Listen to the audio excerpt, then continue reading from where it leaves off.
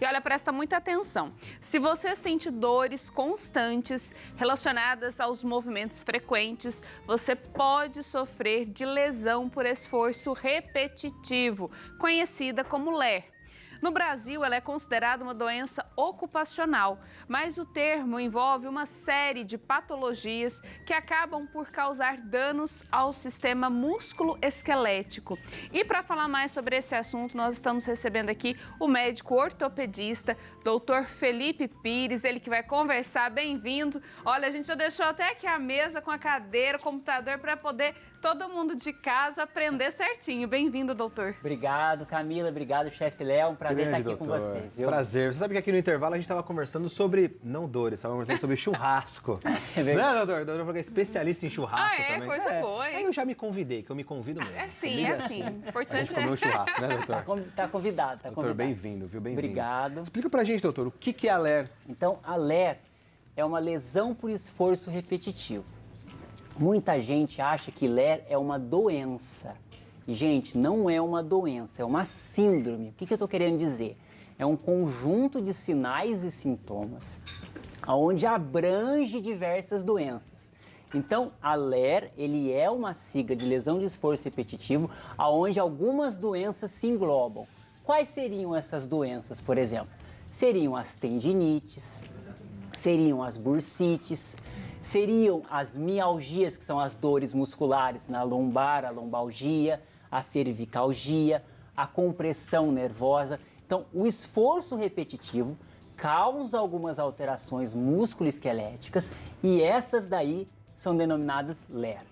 Tem algum sintoma que a pessoa pode, logo de cara, diagnosticar que ela está com LER? Isso. O diagnóstico a gente orienta sempre que seja feito pelo médico, mas a gente pensa sempre numa suspeição.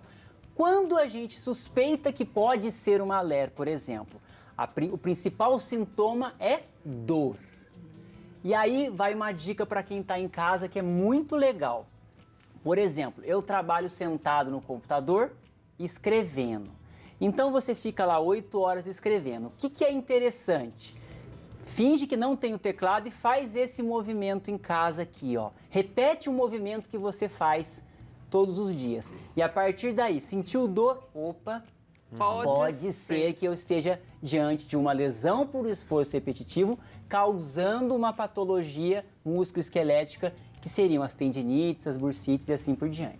Isso também prejudica a nossa postura, doutor? Sabe por quê? Porque assim, eu vou te falar um exemplo pessoal. Eu trabalho em cozinha, trabalho muito tempo em pé.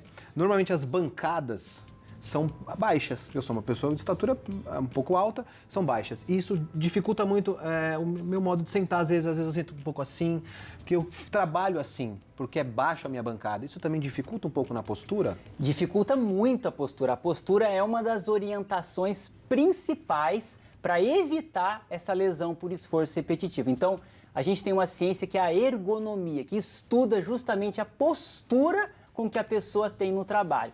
Mas é importante que muitas vezes a gente está achando que é só no trabalho e, na verdade, você está chegando em casa e ficando 8 horas no computador, mexendo no computador de uma forma diferente. Repetindo o mesmo movimento. Repetindo o mesmo movimento. Então, a orientação é essa, é o movimento repetitivo sem uma postura adequada. Isso leva às lesões musculoesqueléticas e aí às doenças que são várias de acordo com o que você mexe. Mas aí falando, por exemplo, dessas repetições, existe um período, tem que ser todo dia ou por horas? Como que a gente pode dimensionar a quantidade de movimentos repetitivos que podem levar a uma LER? Perfeito. Então, essa pergunta foi interessantíssima, viu, Camila? Que é importante é o seguinte, é realmente o esforço contínuo.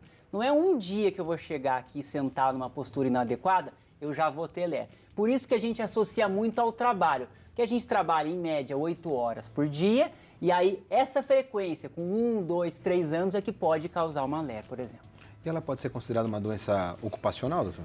Ela pode ser considerada uma doença ocupacional, sim, mas aí precisa exatamente fazer um nexo causal que a gente fala, que é realmente essa doença que você tem, ela está relacionada ao trabalho, e aí a gente tem que fazer toda uma averiguação. Aí seria até, muitas vezes, nessa parte, um perito, um médico perito que cuidaria mesmo para ver essa análise, se realmente essa lesão sua foi ou não ocasionada pelo trabalho. Mas olha que dado interessante. Nós estamos sabendo que que as mulheres estão aumentando a prevalência de LER. Por quê? Justamente porque as mulheres estão começando cada vez mais a ingressar no mercado de trabalho. E as mulheres fazem o quê? Jornada dupla. Exatamente. Elas trabalham fora de casa, chegam em casa... Trabalham de novo. Aí vai até uma dica para os maridos aí ajudarem as mulheres em casa, Ótimo, não é verdade? doutor. Isso.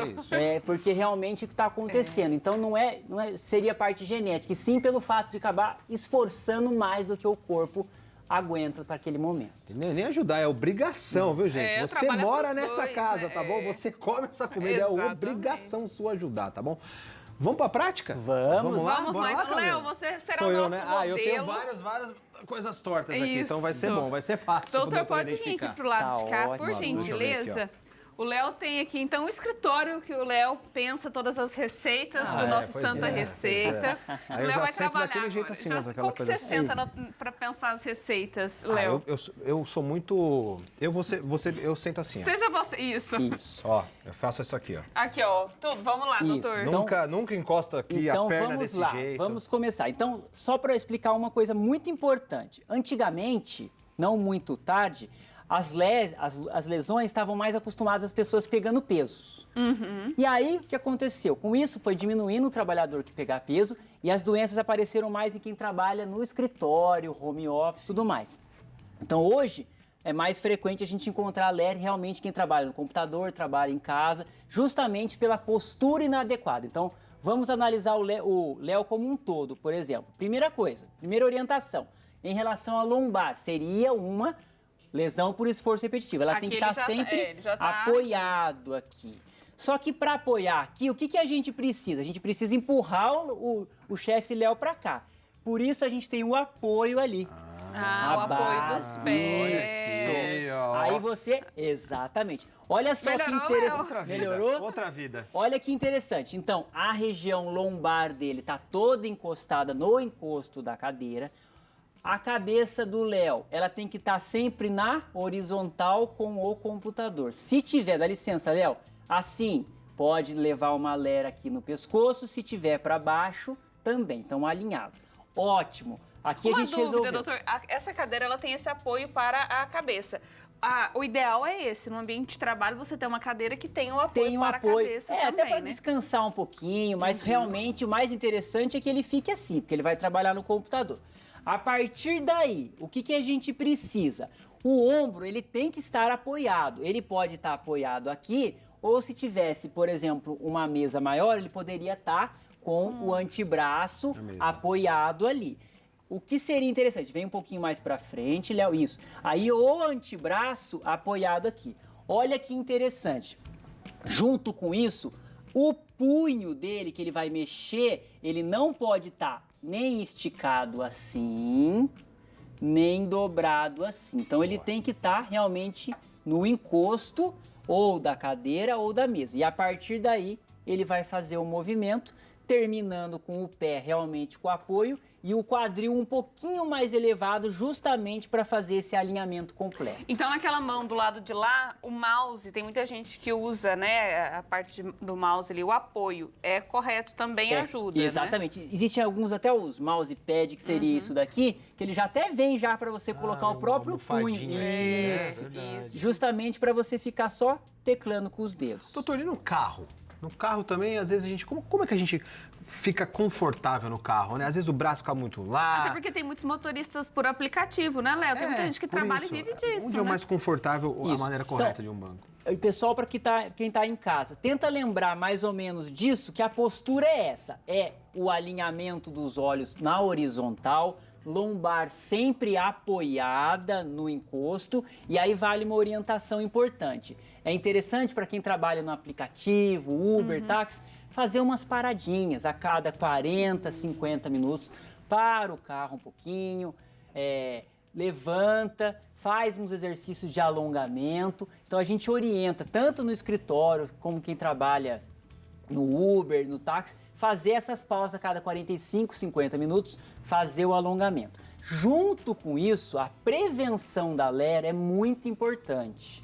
Então, para prevenir, o que a gente precisa? A gente precisa sempre alimentação adequada, hidratação, fortalecimento muscular. Então, a atividade física realmente é muito importante. O alongamento é importante e as pausas a cada 45, 50 minutos. Ótimo, Coisa muito boa, hein? bom. Muito legal. Agora, doutor, nós recebemos algumas perguntas Boa. pelo WhatsApp. Vamos ver, olha, o Pedro, que é aqui de Aparecida. Boa tarde. Cisto sonovial nos Sinovial. pulsos é considerado LER? Ah, boa. Ótimo, Pedro de Aparecida, um abraço para você. O cisto sinovial, então, ele não é considerado uma LER. O cisto, o que que é? Geralmente ele aparece no punho mesmo, é um extravasamento do líquido sinovial, aonde ele vai formar uma bolinha. Já vou avisar você, para você ficar tranquilo. Não, se for o cisto sinovial mesmo, não é tumor, não é câncer, mas vale a pena passar mesmo com o seu médico ortopedista. O exame que a gente pede para o cisto sinovial é uma ultrassonografia, um exame simples, fácil de fazer, e a partir daí vai ser indicado o melhor tratamento para você, Boa, tá bom? obrigado pela pergunta, meu querido. Tem mais de pergunta? Tem mais, agora a gente tem uma pergunta no nosso Instagram. A Cleide Prado, boa tarde.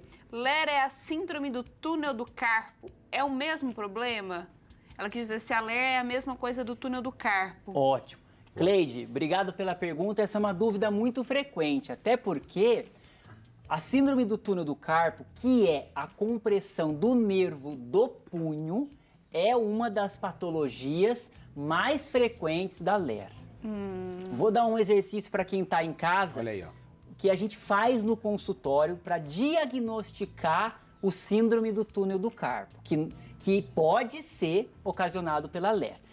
Todo mundo que está em casa vai fazer esse movimento aqui, ó. Seria uma hiperflexão do punho. E a gente espera aproximadamente 45, 50 segundos. A partir daí, as pessoas se começarem a sentir um formigamento nas mãos, pode ser que esteja com a compressão do nervo mediano, que é a síndrome do túnel do carpo.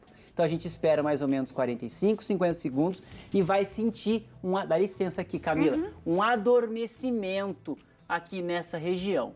As pessoas que sentirem isso, elas realmente têm um favorecimento diagnóstico para síndrome do túnel do carpo. Sentiu aí? Tudo bem, chefe? Léo? Senti nada, não senti mão, não senti braço, não tô sentindo nada. Eu tô brincando. Né? Tá tudo ok, né, Léo? Tudo ótimo. Que bom, então nenhum Muito dos bom, dois tem. doutor. Fiquei feliz, viu?